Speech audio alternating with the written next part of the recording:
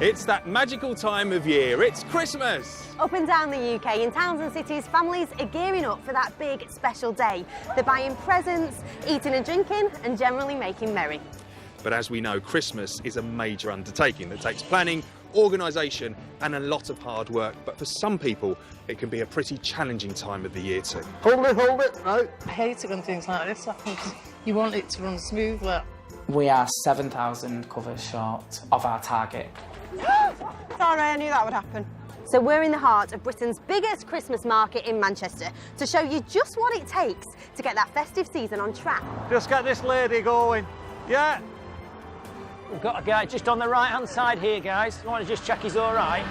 If we didn't do our job, the city would come to a standstill. We're going to be meeting stall holders, police officers and organisers who all work tirelessly behind the scenes to make this special time of year safe and joyful for us all. We're almost ready. I feel a little bit like Father Christmas. Welcome to Christmas City. Christmas has arrived.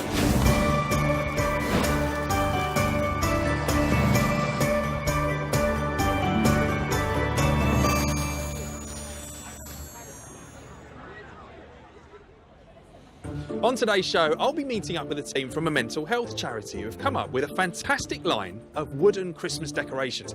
And I'm going to have a go at making some myself, admittedly with mixed results. It doesn't look much like a Christmas tree yet, I'll be honest.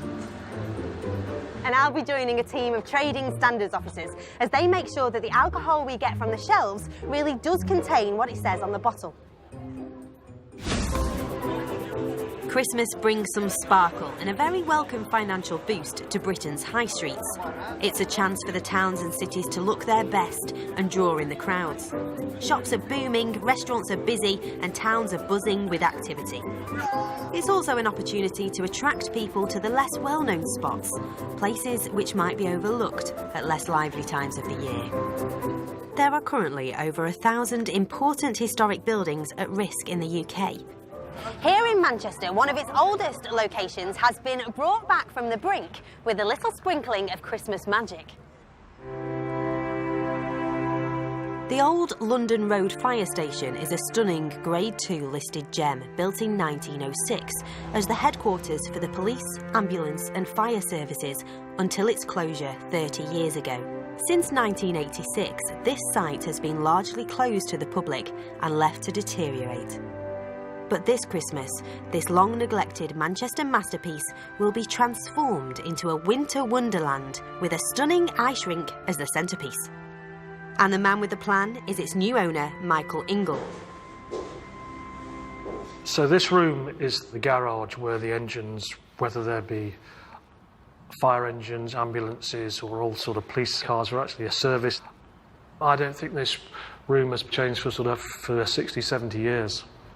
When we first walked into this particular room, we thought it was a sort of dairy, but actually it isn't. It's the drying room for the other firemen. You basically stripped naked and you sort of hung all your clothes on here, shut the door, and it would dry it.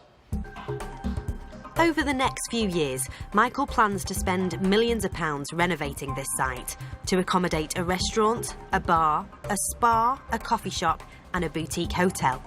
But before that happens, he's going to show the public what they have been missing in this magnificent building for the last 3 decades.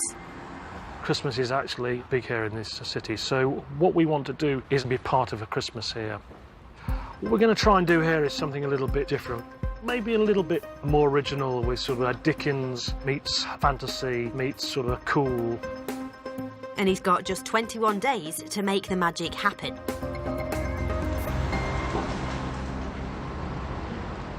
In sort of 3 weeks' time, you'll actually walk through the entrance.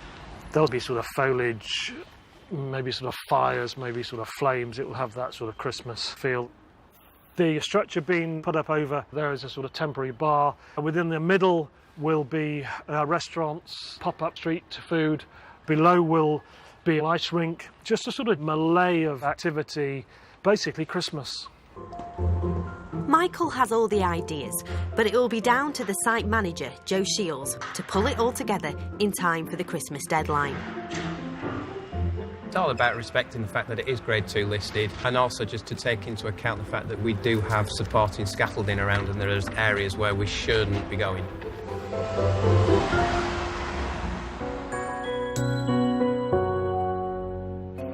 Christmas is a time for rejoicing and having fun, but for some people it can also be a difficult time. I've come to the mental health charity Start Creative in Salford, which helps people suffering from mental health problems to overcome the stresses in their lives by teaching them to make things. The products they make are sold in stores throughout the UK and at this year's Manchester Christmas market. And the man behind the charity is Ben Thomas. Ben, lovely to meet you. This place looks amazing. So tell me what you do here. We work with people and encourage them to do creative activity that's good for well-being, raises aspirations and builds confidence. What do you make? So we make a variety of things. I mean, the idea is people come through the charity and they get an experience in wood. We do wood turning, we do wood carving, we do joinery. It's all about the kind of processing of materials geared about creativity. But we also sell those products. So we train people how to make things, chopping boards, Christmas trees. The idea being is that it's really good for people's well-being to make something and feel that kind of sense of achievement from doing that. But equally, it's really good for then that thing to be valued and sold, and then that money given back to the charity that's helped those people develop. And here's some of the items that would go out for sale. Yeah, that's exactly right. Yeah. This has come out of the woods a few weeks back. It's a piece of oak. And Christmas trees. Yeah. Fantastic. I'm going to get you to make one of them, I think. That was going to be my next question. I'm itching to have a go. Can I really have a go? Yeah, brilliant. Yeah. Fantastic. I'm going to get the chance to try my hand at one of their best sellers, but I'm not sure it will be this year if I've made it. Right, let's fire it up. The wood's not like a complete smooth cylinder, so it's like dragging on the top. It doesn't look much like a Christmas tree yet, I'll be honest. Come on, tree. I know you're in there. But it's not just their products that impress me. It's Ben's reasons for starting up the charity. We're also here to combat prejudices around mental health, and so it's really great to spread the word in a really positive way. We're not out there shaking a tin and saying, you know, come and help us, we're a charity. We're out there saying these are really great things, come and buy them. Mate. But by the way, we work with people and it improves people's well-being, so... Yeah. I think I've cracked it. I think that looks great. I think you made a tree. You got a tree? Well, there is my first effort at a Christmas tree. Not sure how much you're going to raise at the market, but hopefully you'll get a few quid. A couple more hours, you'll be all right. Yeah.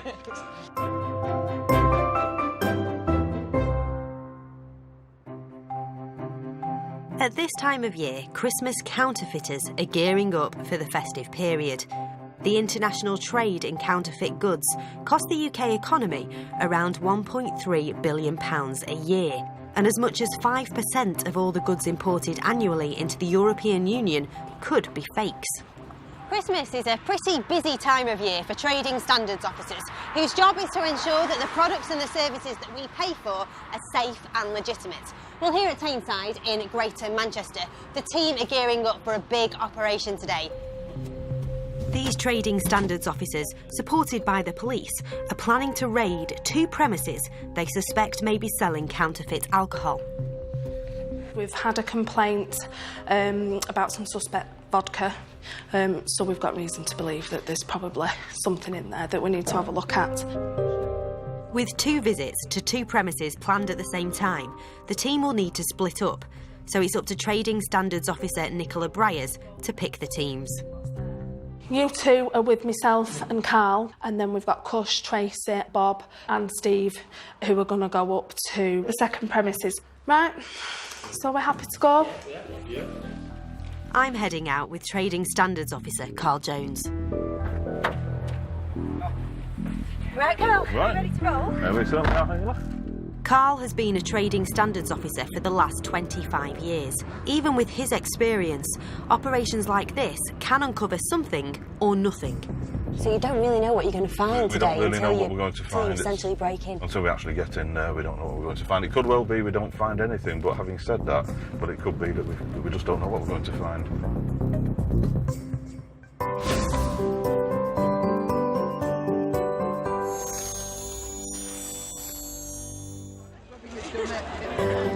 mounted police have been part of British policing for nearly 2 centuries. They're used for a broad range of tasks, from public order to crowd control, and from high visibility patrols to ceremonial duties. Currently, there are 240 horses employed by the police forces across the UK. And 18 horses used by the police here in Manchester are in regular use at this time of the year to deal with the 9 million visits to the city over the festive period. The officers build up a special relationship with their horses, and today, PC Kerry Dawson and her horse Maxwell are getting ready for a day patrolling the city centre. Everybody loves to come and meet them and say hello and pat a police horse. They're just so regal and they're so big that people just find they're in awe with them. They find them amazing. My allocated horse is Police Horse Maxwell. The fact that I have a best friend at work that I get to spend every day with, it just assists with a bond. You build up that friendship and that trust, and they do trust you, so you will be able to get the best out of that horse. So Maxwell is all ready for his patrol now. Good boy. So the horses are all loaded on the horse box, all secure. So we're now going to lift the back of the ramp, secure everything, and then we're ready to go. Millions of visitors will be coming into the city centre over the Christmas period, so keeping the public safe is a priority for Greater Manchester Police. So today, Kerry is being joined by PC Sarah Fitzpatrick, riding her horse, Steel. Good lad. Good boy. So we've arrived at the Christmas markets in Albert Square and we've just positioned ourselves at the entrance just outside the town hall. The mounted police ideally use horses which are at least 16 hands high. It means the officers have a perfect viewpoint to watch out for any criminal activity. It's more opportunistic type crimes in the day, I would say. Just looking out for anyone that looks suspicious, individuals that usually we know are committing crimes, so we'll look out for those as well and make sure that we go and have a chat with them if we see them knocking about. Not necessarily because they're doing anything wrong, but we go over and have a nice chat with them and ask them how the day is going, which usually puts them off. The public are 6 times more likely to engage with officers on the beat. Hello, you okay? If they're on a horse. It's nice and soft. There you go. The horses love people. People mean food for the horses. They get a lot of polo mints, a lot of carrots and treats off people. So it's nice for them. They get a lot of fuss and a lot of attention. You can come and say hello if you want. We don't bite. But it's not all about selfies. The officers and their horses have a serious job to do. Unfortunately, this time of year, crime does increase around the festive period. There's a lot of thefts and pickpockets, so all those types of things we try and prevent by merely being in and around the city centre on patrol in high visibility. It's also the responsibility of Kerry and Sarah to tackle the problem of illegal begging on the streets. Hey buddy, I can see your cup. Will you do me a favour? Will you keep moving about? He concealed his cup under his leg, so it is his begging cup. So obviously it is a criminal offence to beg, you shouldn't be doing it. They start complaining, saying I'm just trying to do it to get a coffee and stuff. You know, I do feel sorry for him. You're kind of stuck because it is an offence. We've done some really good jobs on the mounted unit. We've caught burglars in the act when they're coming out of windows because they don't expect to see us. We've chased people across parks and we do a nice job whereby we visit schools on a regular basis, so we teach the children things about the horses. So we have a nice part to our job as well. Just by us standing here now and walking the route that we've walked into town to the markets, we could have stopped countless things from happening. We could have deterred 5, 6, 7, 10, 20 crimes. Who knows? Us just being here with the horses makes them feel a lot safer. Go to the left, won't we? Yeah. Thanks. Good boy. It can be a thirsty job patrolling the streets, and sometimes the temptation can prove just too hard to resist. Sarah. Sorry, I knew that would happen. Oh, look at all the mess he's You've made. not broken anything. It's been a nice positive patrol. I'd like to think we've prevented things from happening. We've stopped offences from occurring, probably that we don't even know about, and we've made the public feel a little bit safer. It might have been a quiet day on the crime-fighting front, but it's been a sociable day for Steele and Maxwell. And now, it's time to hit the hay. Good boy.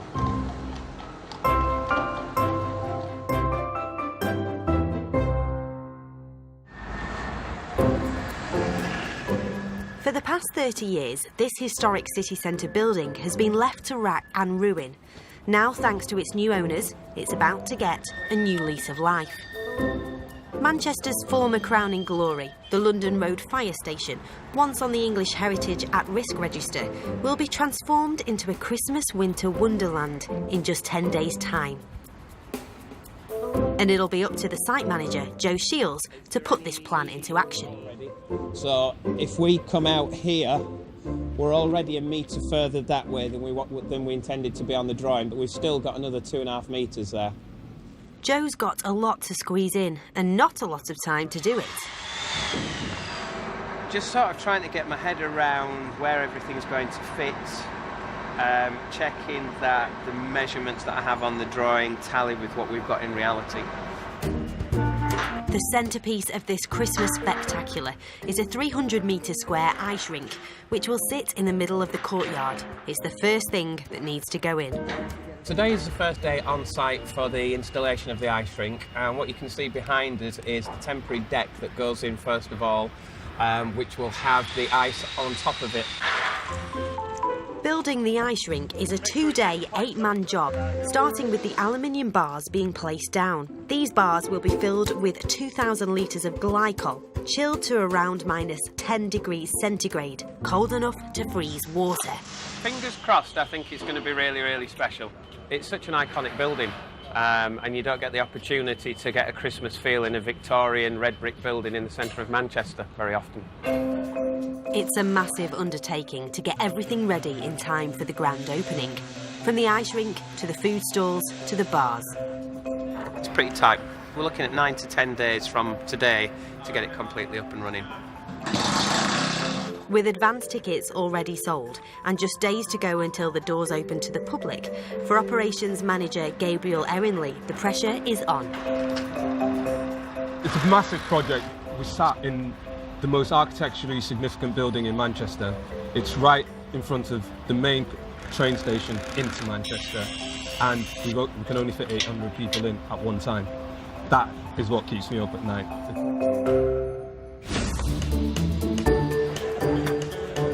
The Manchester markets are the biggest in Britain, with over 300 stalls selling everything from German sausages to Welsh blankets. It can be a real money spinner, with some stalls turning over more than £3,000 a day. But for some of the businesses, it's about more than just the cash.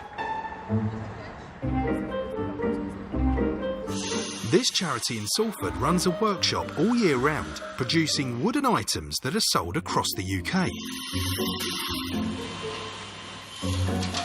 At this time of the year, they're making a Christmas product line to sell on the market.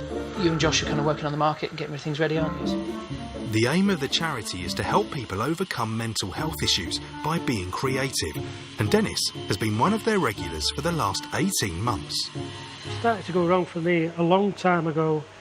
I was, as well as being her son, I was a carer for my mum, and with various other things happening in my life, I think it just got too much. Dennis's confidence has been given a boost thanks to the work of the charity. Today he's mastering one of their best-selling Christmas decorations from last year, a wooden Christmas tree. Tim Gorsden is his instructor. So you're working handle down, tool at roughly the angle of that bevel. You can do it like that, you can do it like that, and that should almost be a cylinder already. The workshop will produce over 1,000 Christmas presents and ornaments over the coming weeks. It's not too difficult, as long as you focus and concentrate. But for Ben, who runs the charity, the most important function of the centre is to give support and confidence to the people who use it. We have a range of people come through the door, have experienced trauma in their life in some way, and everyone experiences trauma, and sometimes that affects their well-being on a long term, sometimes quite short term. We help people by improving their well-being, and we generate income for our charity. But we also try to break down stigmas around mental health. So that's his first tree. There you go, look at that. Well done, that man. Now he's mastered last year's festive bestseller, it's time for Dennis to move on to the new product. The longer the piece on the lathe, the more flex you get in the middle. He's working with Ben on the prototype. So I've got an idea in my head that we have like a string of bells that maybe could be hung up on a door or a window. The bells will be made from tree branches sourced locally. Maybe something like that. Yeah, I mean, that could work, couldn't it? And involves precision movements at the lathe. Hope I don't make a clanger. No! I want you just to have a little play with it and sort of feel the shape. We've got our drawing over there, I'll bring it over and you can just have a try. We're just prototyping, and I really want you to be involved in that design process. It would be easy for me just to say that's what I want made, but that's not the point here. What we're doing is it's about the experience that Dennis is getting. I think that lends itself to the product. I think Dennis's experience comes through in that product, and when someone buys that, they're not just buying a bell made out of wood that's been made locally, they're buying a little piece of Dennis's journey. I think that's really nice, to have the idea of having a smaller one and tapering down or tapering up and getting bigger as you go down. It wasn't intentional, but... Well, that's all right, it's a happy accident. Yeah. But Dennis's work won't end here. Oh, that's great, Dennis, isn't it? Look at that. Nice. I think as a prototype, I think that is absolutely fantastic, Dennis. You've done a brilliant job. I'm really chuffed. Markets are looming. We need to get making. With the prototype complete, Dennis, Ben and the rest of the team now need to head out to collect wood to make enough bells to sell at this year's Christmas market.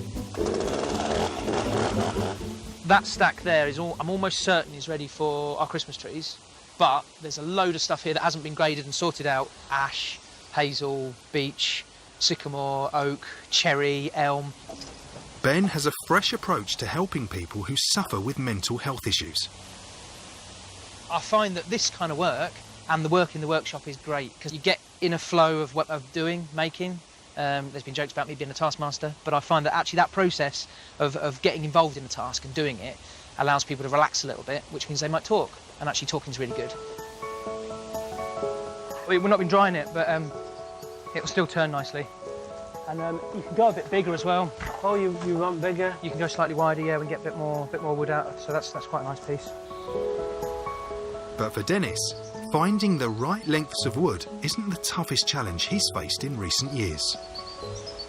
I've been suffering anxiety and depression from various things that happen in my life, and that's basically why I started coming here.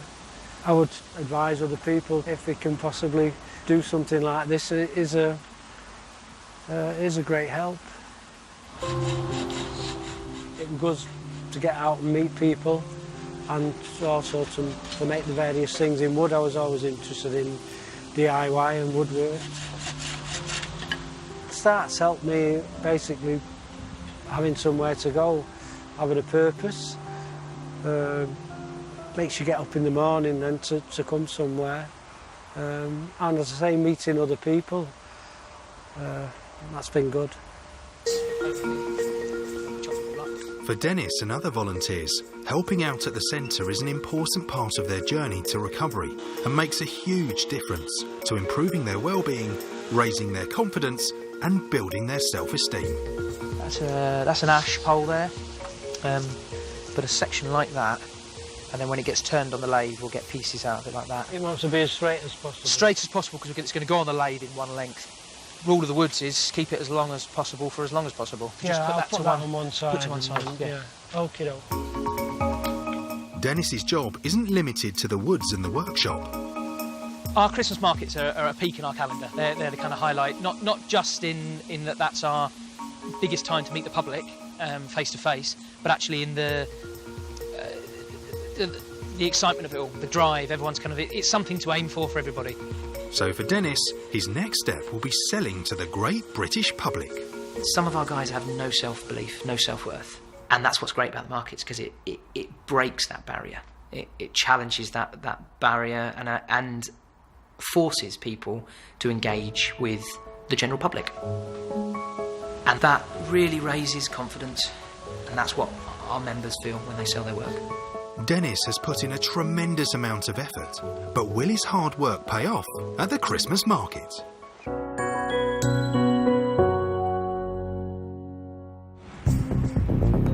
I'm on the road with Trading Standards Officer Carl Jones.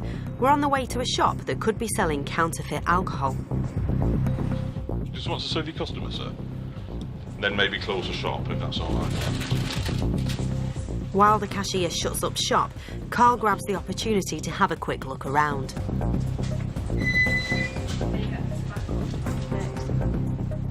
This shop looks no different to many thousands of others. It's hard to believe that they could be selling anything more dodgy than an out-of-date pasty. I mean, it's a sort of shop that I'd stop at as I was driving past and get something, and I wouldn't think anything of it at all. Anything of it at all, but a lot of them are like that, to be honest with you. Right. I mean, you have to look at the size of it. Obviously, turning over a vast amount of alcohol. There's a lot of money to be made if the stock is smuggled or counterfeit. But the burgeoning trade in knock-off booze could leave consumers with more than just a hangover. The danger is that a business that will deal in smuggled goods will deal in dangerous alcohol. If the alcohol has chemicals in it, can be quite serious. The organs can start to fail, the vision's affected, all sorts of different symptoms depending on what's in it. The shop floor has been thoroughly checked and given a clean bill of health. Now we're heading upstairs. So Carl's not sure what he's going to find up here, so we're just going slowly. A call comes through from one of Carl's fellow Trading Standards officers, currently at a second suspect location. So the other team are showing Carl what they found in the other premises. That was under the counter, right? That's odd. She's found what looks like genuine stock on the shelves, and under the counter is old stock. Some of the old stock can be counterfeited. That rings alarm bells with you? It does, absolutely, yeah. A look around the upstairs rooms hasn't turned up anything of interest. Back downstairs, Carl wants to question the shop owner about some boxes of wine in his stock room. But do you have paperwork for this? I can check. There's a suspicion it might be illicit, that's in routine. Yeah. Still I have upstairs stock taking... Right. You've got the paperwork here? Yeah. Oh, right, so you could show us today. Yeah. Smash it. Right. The owner has produced receipts for the wine. Carl is satisfied that the booze in the stockroom isn't counterfeit, but the lack of detail on the paperwork is a concern. I mean, the thing is, that doesn't tie it down, does it, beers, wine and spirits? But it's no good having 3 words, beers, wines and spirits, 40 grand. You need a breakdown of the stock you're buying. Say we can come in 6 months and there's items here, you don't have paperwork, then we'll review your alcohol licence, simple as that. The owner of this shop has done nothing wrong, and everything is above board and legitimate, so the shop can open for business. So everything me and you've seen today, you think is above board? Yes, basically. We've not found any illicit goods, the alcohol was okay, all our suspicions have been explained, if you like. However, we've got Team B that went to another premises. Now they think they've found something, don't they? They've got some what they think are suspicious items that they need to check, which is why we're heading back to the office now for a debrief. Right, well, let's check out what they got. Absolutely.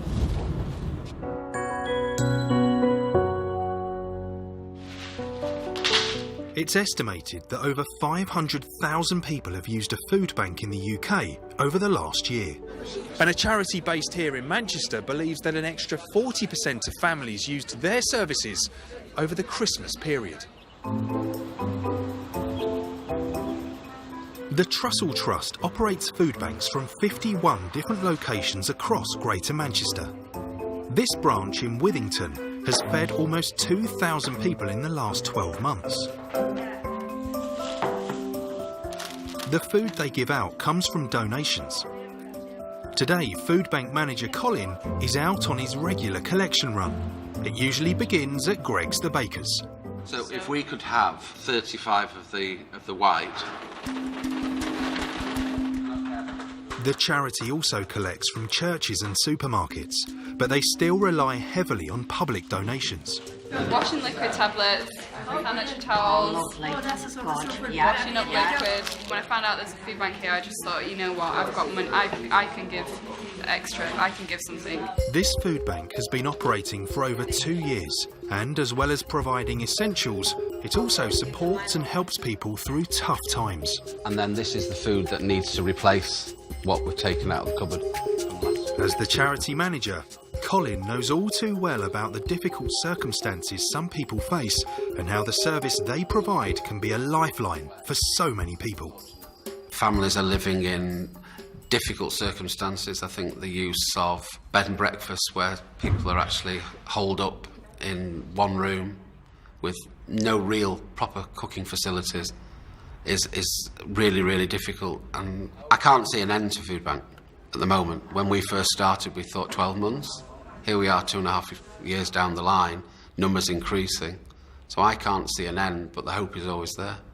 A whole range of people come through the doors of the food banks, but one of the growing groups are people in work, but still struggling to make ends meet.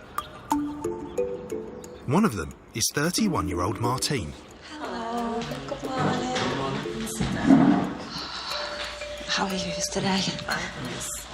Even though Martine holds down 2 part-time jobs, she still needs to rely on the food bank to feed her family. I've got one of these. I'm on a minimum wage, so it isn't a lot, and by the time you've paid your rent and your water and your TV licence and put gas and electric, and it's a never-ending list.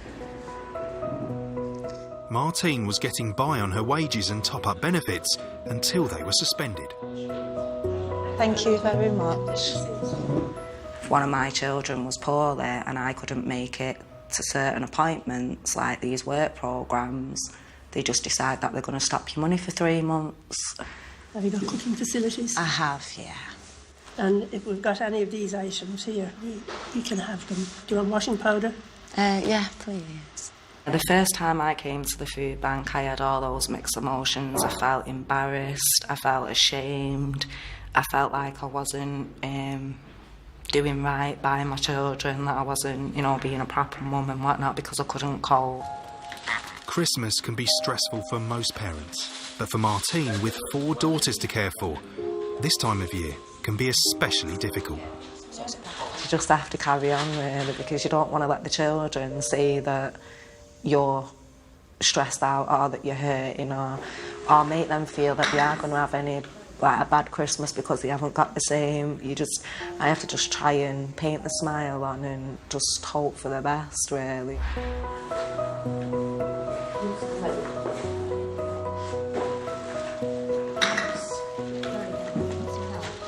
Oh, not today, I've not got the girls with me. Christmas is going to be a really, really difficult time for families.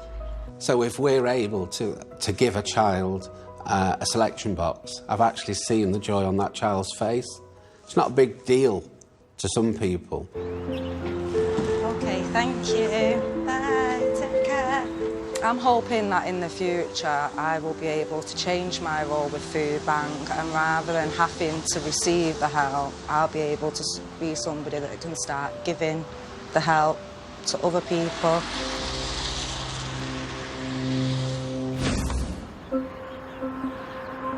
We're back at Tameside Borough Council HQ. There was no counterfeit alcohol for sale at the shop that Trading Standards Officer Carl Jones and I have just visited, but some suspect bottles have been seized from the other premises targeted by Trading Standards today. At the back of the counter we did find a few bottles of vodka which were not on the shelf. In my opinion, there's something not quite right with them. Under the counter is more than just shorthand for something dodgy. It's also the first place Trading Standards will look for counterfeit booze. It's easy to get hold of, sell it to a customer and it's gone. But a normal stock would be on a shelf. But some bottles that were out on the shelves are also a cause for concern. If you run your hands across the label, it's quite smooth. Right. And the other bottles next to it were very, very embossed. Oh, right. So even the bottles next to each other were different? Yes. The seized bottles will now be sent off to the manufacturers for testing to see if they are the real deal. So if it comes back as a no, that's when we get them in for an interview and we either Right. prosecute or do a licence review on the premise. So yeah, this one, it says spirit drink. Yes. Is that unusual then? Yes, it's about 7% less in proof than a normal bottle of vodka. Okay. It's not claiming to be a vodka, but they're using similar, the At same first colour glance, caps, you presume it was everything. vodka, Yeah. wouldn't you? But my suspicions were that it's not actually a brand. I wouldn't be happy people drinking it if I'd left that on the shelf. So at Christmas time, we're obviously all out shopping, all looking for a bargain maybe. What kind of tips can you give us as the general public so that we could tell if something is a fake? Always buy from a reputable retailer. Right. I think that's the big one. And we always say if a deal's too good to be true, it probably is. Well, what a real eye-opener today it has been. I've gained a proper insight into the battle that the trading standards officers actually have with keeping counterfeit goods off our shelves and keeping us safe at Christmas. A few weeks later, and the investigation into the suspicious bottles of vodka closed. The shop owner produced invoices to prove that the alcohol had been purchased from a legitimate wholesaler.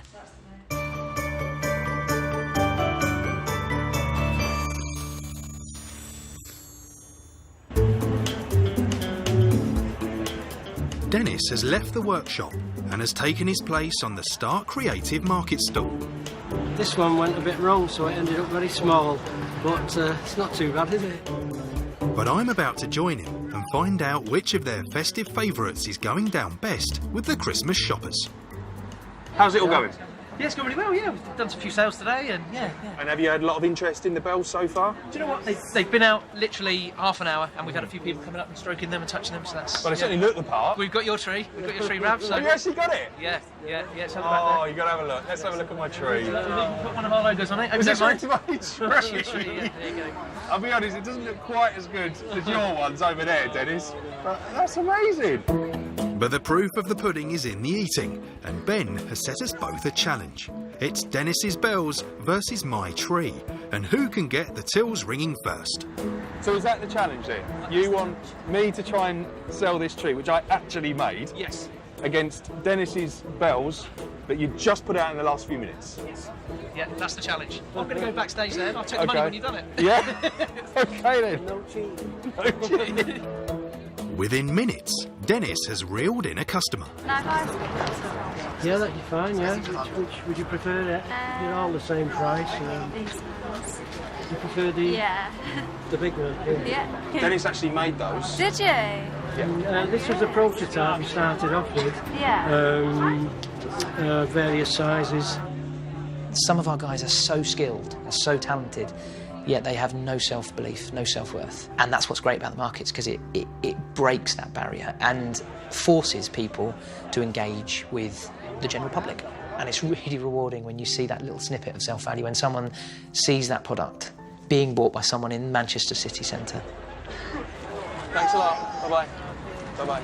Does it make you feel quite proud, Dennis, Oh, yeah, when you've made it definitely. yourself Yeah. to sell it to the public? Yeah, definitely. When something you've not done before, they're not turned out too bad, really. So, yeah, I'm really pleased with it. Yeah. You beat me though, didn't you? No, I think sorry I'm in about for a that. long night, Dennis. Oh. I think I'll be standing here all We night. can have a replay. Dennis was a bit quick off the blocks bagging a sale. I think I'm going to have to offer extras to shift my Christmas tree. If you buy it, I'll sign it. I'm going to buy it. All right then. Thank you very much. £5. £6 to sign it for charity, yeah. And it'll go pride of place at Christmas. You buy my bells if I sign them. To you, Jenny. Merry Christmas. Love, Rav. Oh, thank you. Is that right? No, thank you for buying it and supporting the charity. No problem. Thank All you right. very much. See you Thank later. you. Well, it took a while.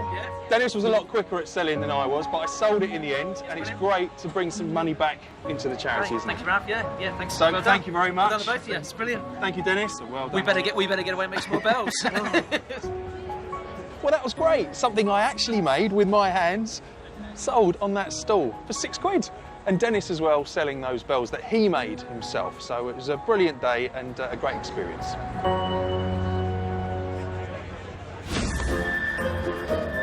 Bringing an historic building back into use is always cause for celebration. In Manchester, one of its most iconic landmarks, the once derelict London Road Fire Station, is about to be reopened to the public.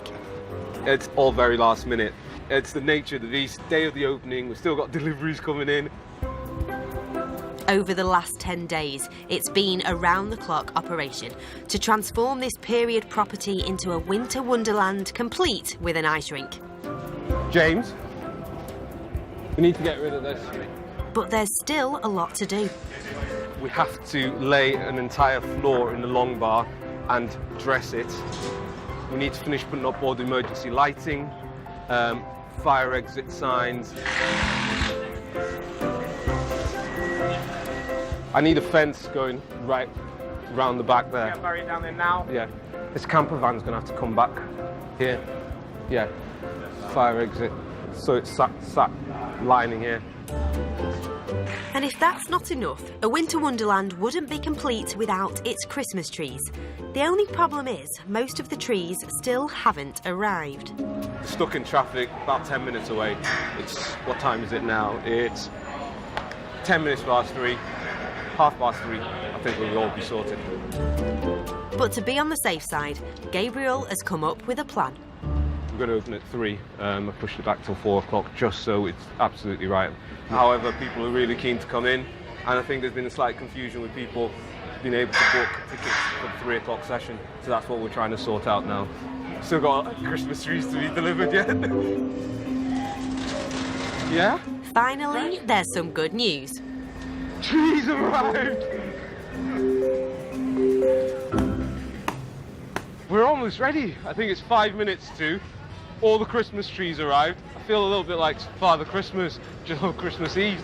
After 30 years of being closed to the public, its doors have been opened and everyone is welcome to step inside and see the incredible transformation for themselves.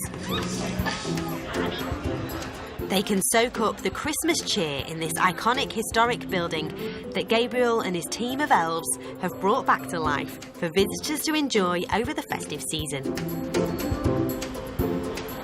I've always wanted to come inside this fire station every time I go past it on the bus or in the car, so I was happy to just pay my £15. It's really cool that they're taking something that's been shut for so long and making it something that people want to go to again. So yeah, I'm a big fan of it. Yeah, it's great fun. When you're looking outside of the place and then you come in and it's like, wow. Yeah, it hits you, like, and it's very magical. It's nice that they're using the old building because obviously, you know, if it's not being used for other things, then it's good that it's not necessarily in the newer part of Manchester. It just makes it a really lovely story that it's an old building that they've reused and yeah, now people can come and skate. So I think, yeah, from both angles it's good. Yeah, it's definitely bringing a little bit of Christmas spirit here. I mean, you can already hear sleigh bells ringing, so it's yeah, it's great.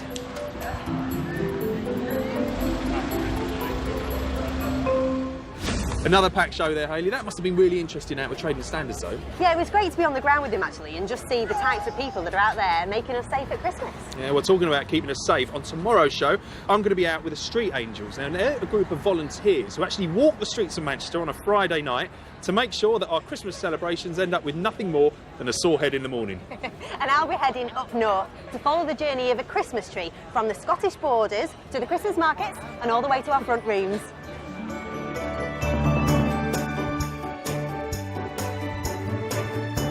We're heading home for Christmas. In fact, we've got 3 to choose from. Homes Under the Hammer at 11:15. And then the Reds give us a masterclass in the art of haggling. Watch and learn. Bargain Hunt follows at 12:15 here on BBC One. But next, all the cooking tips you need from the Christmas kitchen.